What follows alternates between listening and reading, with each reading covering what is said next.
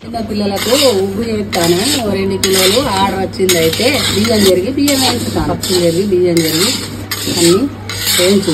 బియ్యము మంచిగా వేస్తేనే ఉగ్గు టేస్ట్ వస్తుంది. చిన్న పిల్లలు వేసుకుంటే పిండి కిందట్టు పెసలు ఉగ్గు కోసము పెసాలేము ఉగ్గులకి కూడా ఉల్లిపప్పు పోతాను. కందిపప్పు ఇది కూడా ఉగ్గులకి. ఓట్స్ మకాన వేస్తాను. జీలకర్ర ఓమ బాగా బియ్యం పోసి ఇవన్నీ కలిపి చూడటం. మినపప్పు కందిపప్పు పెసరపప్పు ఇవన్నీ కలిపి ఇప్పుడు మిక్సీ పడతాం.